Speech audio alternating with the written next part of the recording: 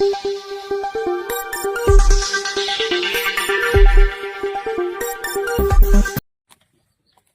समाजाच्या वतीने जी बैठक घेतली त्याबद्दल तुमचे मी आभार मानतो। कारण साहेबांनी छोट्या छोट्या समाजाला प्रतिनिधित्व देण्याचं काम इथे केले। एक विचार केला की सर्व जाती धर्माला सोबत घेऊन आज हे परिवार जात आहे, तर त्यातूनच एक उद्देश एकच आहे, सगळ्याचा सोबत साथ घेऊन सर्वांचे साथ घेऊन विकास करायचा। आता काही तर जातीपातीच्या पलीकडे राजकारण आहे। एक आहे बघा, 10-11 महिन्यामध्ये राजे आमदार झाल्यापासून विकासाचा जो भडीमार लागलाय, म्हणजे आज बघायला गेलं तर ताकडगाव रस्त्याला आपण आलो तर बघा, जागा असताना सुद्धा नाली रस्ता हा बारीकच आहे। म्हणजे कुठेतरी एकाच बाजूला न विकास होता, चौफून आपल्याला विकास करायचा आहे। असं काही नाही की ते आपल्या मतदारसंघात नाहीत किंवा गेवऱ्यामध्ये राहत नाहीत, परंतु सगळ्यांचाच विकास झाला पाहिजे। त्या दृष्टिकोनातून येणाऱ्या काळामध्ये तुम्ही जर राष्ट्रवादी काँग्रेसचं जे पूर्ण पॅनल आहे त्या पॅनलला आपण सर्वांनी, आता तुमच्याकडे येणारा हा गिरायक सुद्धा जर तुम्ही म्हणले की बाबा राष्ट्रवादीला का मतदान करायचं, तर तुम्ही बोललं पाहिजे। आमदार आपला आहे, आमदार जो आपण निवडून दिलेला आहे तो कामाचा आमदार आहे आणि साहेबाची दूरदृष्टी आहे।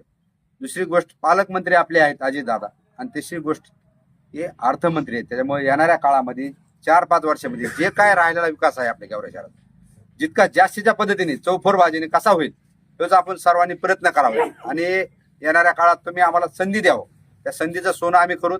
साहेबांनी जे टाकलेला विश्वास आहे आमच्यावर, आमचे 2 नगरसेवक प्रभागाचे जे असतील आणि 22 नगरसेवक पूर्ण जे आपल्या वार्ड गेवरा नगर परिषद आणि नगर अध्यक्ष या नात्याने प्रतिनिधी मी एक तुम्हाला शब्द देतो की साहेबाचा विश्वासाला पात्र आम्ही सगळेजण राहूत।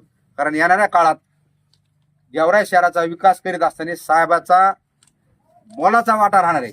कारण बघा, दूरदृष्टी 10-11 महिन्यामध्ये त्यांना कळलं की शादीखाना कसा करायचा, 10-11 महिन्यात कळलं आपलं देवी मंदिर, 10-11 महिन्यात त्यांना हे कळलं की आपल्या गेवराई नगर परिषदेची जुनी इमारत आहे तिथं पाडून आपण मंगल कार्य करू शकतो। आता माझ्या हिशोबाने आपल्या भागामध्ये सगळ्यात जवळ पडतं, सावतानगर असेल, आपला भाग असेल, इकडून भाग असेल, ज्या लोकांना गोरगरीब लोकांच्या लग्नाचं कार्याचं आपण आज बघतो की त्यांना कार्यालय नाही, तो 1 लाख 1.5 लाख आपण खर्च करू शकत नाही कार्यालयासाठी। एक 10,000 रुपयामध्ये एक छान कार्यालय जर उपलब्ध होईल, साखरपुडे असतील, लग्न असतील, जे काय प्रोग्राम असतील त्या कार्यालयामध्ये होतील। म्हणजे ही दूरदृष्टी आहे माणसाची, आणि ह्या दूरदृष्टी नेतृत्वाला आपण साथ दिली पाहिजे। येणाऱ्या काळामध्ये तुम्ही, माझी विनंती राहील तुम्हाला, तुमचं तर मतदान होईल किंवा समाजाला नेतृत्व दिलं म्हणून तसं नाही, पण तुमच्या वतीने मी तुम्हाला सांगतो की येणारा हे उमरा तुम्ही प्रत्येकाचा तुम्ही बांधलेला आहे।